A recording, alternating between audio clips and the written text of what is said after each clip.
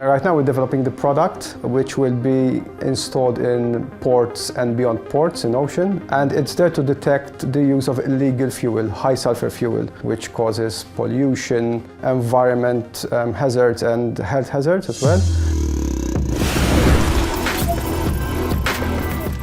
So my name is Nicky Borg Calleja, and I'm the founder and currently the CEO of Marine Hound. So basically, right now we're developing the product which will be installed in ports and beyond ports in ocean, and it's there to detect the use of illegal fuel, high sulfur fuel, which causes pollution, environment hazards and health hazards as well. There are percentages which vary from one place to the other, but now the highest one is 0.5% of sulfur in the fuel. So currently, the same convention obliges port authorities to make the inspections and to verify that these rules are being observed. Now the problem is that currently they're using manual inspections, so you have to onboard the ship, take samples, take them to the laboratory. It takes a long time. They've restricted the number of inspections, like you have to do up to 10%, so 90% are not being checked. For us, it means that monitoring is very weak and there is room for abuse. Now what we offer is a 24/7 autonomous system that is all the time scanning and detecting emissions of the vessels that are passing through, which we call an emission control area. We can detect those ships that we believe are using illegal fuel, so that in that 10% we sort of bottle those vessels that are highly probable polluters. So we're making the job of authorities more effective and more efficient. I don't use social platforms a lot, but LinkedIn, I use that.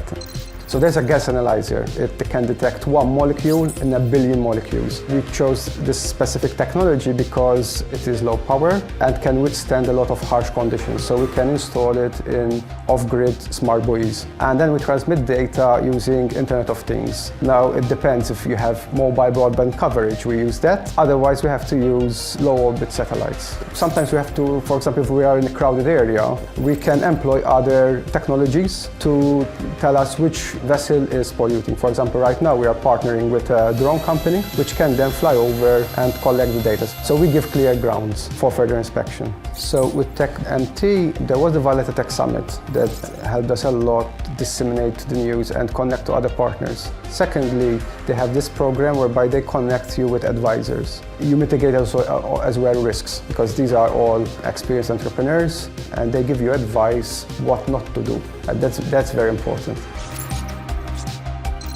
Android.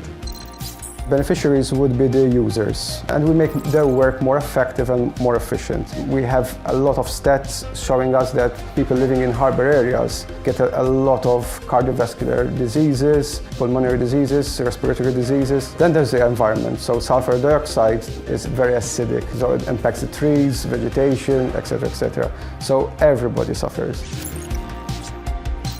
YouTube. The gas analyzers. That's the key part. In fact, we have partnered with a Finnish company. They are experts at smelling things. They have a specific patent. So my first step was to actually build a strong relationship with this company. And then there is the cloud platform. We're talking to a company in Spain to put the blockchain part, so that there is the transparency and data mutability in our results, so they are never changed. Windows.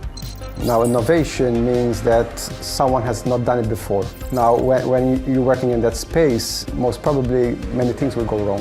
In fact, that's where cross-industry comes into place. So we look at other industries, how they solved similar problems, and we actually use those solutions and apply them to our innovation.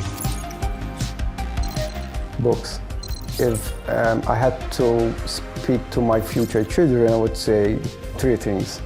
Engineering, so any science subject, know how to write software, and thirdly, know how to read financial data. Because then it's one thing creating the technology, but if your tech story, if your user story does not align with the financial model, then you don't have a business.